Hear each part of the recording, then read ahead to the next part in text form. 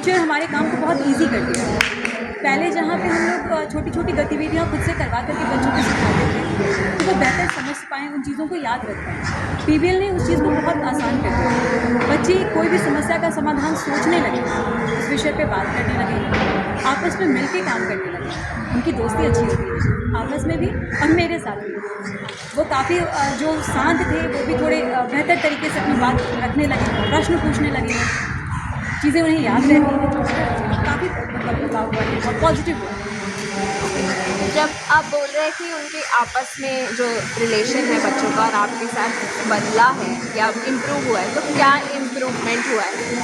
जैसे पहले उन्हें ये लगता था कि मैं सिर्फ अपना परफॉर्म करूँ, सिर्फ अपने बारे में सोचते थे कि हाँ मैं अच्छा करूँ, लेकिन अभी वो ग्रुप में मिलके और एक दूसरे की हेल्प करते हैं। तो वो help in fact not only in the class, वो पूरे आपस में एज अ स्कूल भी उनका बिहेवियर चेंज हुआ है। वो चीज़ों को समझते हैं कि अब कोई भी समस्या एक कॉमन समस्या नहीं है, वो आपस में उस चीज़ पे बात करते हैं, उसका सॉल्यूशन निकालते हैं। मेरे से फ्रेंडली बिहेवियर होने से ये चीज़ से फ़ायदा हुई कि अब वो प्रश्न पूछ पाते हैं। पहले भी पूछते थे लेकिन झिझक थोड़ी ज़्यादा थी, झिझक खत्म हुई है। ठीक। कोई एक ऐसी स्टोरी आप अपने क्लासरूम से शेयर करो जब आपने देखा है कि कोई शांत बैठने वाला बच्चा है या जो बच्चा एक्चुअली स्ट्रगल कर रहा था समझने में, वो इम्प्रूव हो गया है या उसे वो सब्जेक्ट पसंद आने लगा। सबसे इम्पॉर्टेंट चीज़ कि हम हमेशा देखते हैं कि हर बच्चा यूनिक होता है, हम ये मानते भी हैं। तो समटाइम्स मुझे जैसा समझ में आ नहीं रहा था, इस वजह से वो बोल नहीं पा रहा था। अब उसे मतलब गतिविधि को करने लगा, सीखने लगा, तो वो प्रश्न भी पूछने लगा।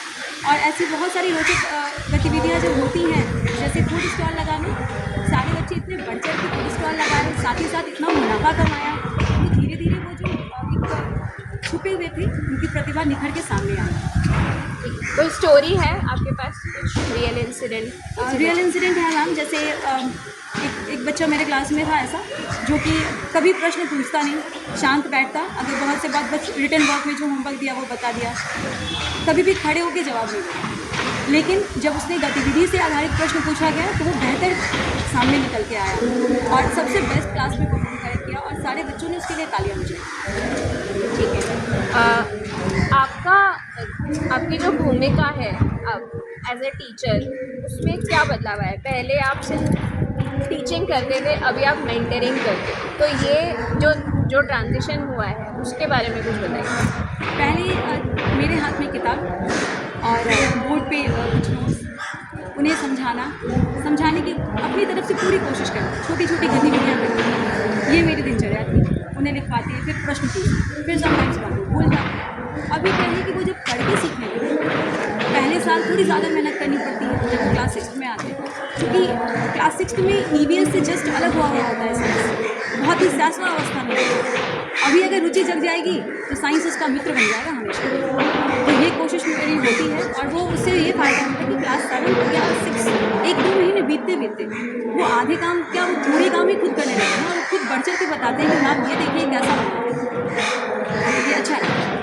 ठीक है, मेरे पास एक बहुत ही इंटरेस्टिंग सवाल है कि एक अंडर सोर्स्ड स्कूल, उसमें पीबीएल के आने के बाद क्या बदला है या क्या चैलेंज आपको आया है और जो आपको लगा हो कि बच्चों ने हेल्प की है सॉल्व करने में? ऐसा है ना कि चूँकि सारी चीज़ें उनके पास सुविधा उपलब्ध नहीं है आसपास, तो कहीं ना कहीं वो जुगाड़ से काम करना वो सीख रहे होते हैं, लेकिन उसे रियल लाइफ में इम्प्लीमेंट करना वो टास्क उन्होंने सीखा। पहले जैसे टास्क में जो चीज़ें दी हुई होती हैं या जो गतिविधि मुझे करानी है, उसकी चीज़ें मैं आसपास ढूंढती हूँ, बच्चे भी उसमें मदद करते हैं कि हाँ मैम इसका ये सॉल्यूशन हो सकता है। तो हम और बच्चे दोनों मिलके उस चीज़ पे काम करते हैं और बेटर सॉल्यूशन आसपास की चीज़ों से ही निकाल लेते हैं। कोई ऐसा टॉपिक साइंस के जिस बच्चों को आप पढ़ाते हो, ऐसा कोई टॉपिक जिसमें अब अचानक से रुचि आ गई, आपको लगने लगा कि बोरिंग लगता था या हार्ड लगता था पर अब अच्छा लगने लगा, ऐसा कोई है? या जैसे कि जो केमिस्ट्री वगैरह का जो टॉपिक होता है, अम्ल क्षार लगन, तो रटवा देना या बता देना सॉल्यूशन नहीं था। जब उसे करके बताया, सारे क्लास ने अम्ल और क्षार मिला के बलून फुलाया मैम, इतना रोचक इंसिडेंट था। तरह तरह की कलर्स बनाए और उन कलर से पेंटिंग की, तो बड़ा अच्छा था।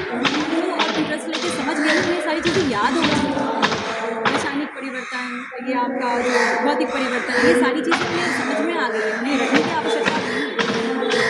ठीक है, लास्ट क्वेश्चन है कि अगर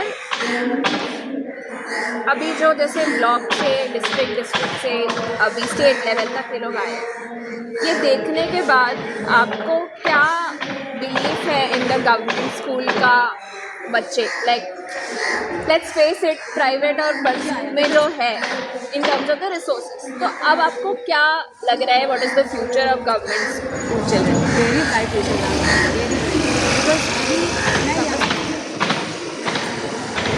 हाँ, सेंटेंस पूरा बोलना, सिर्फ वेरी ब्राइट बोलोगे तो वो कॉन्टेक्स्ट में फ्यूचर के बारे में बोलिए, फुल सेंटेंस एक।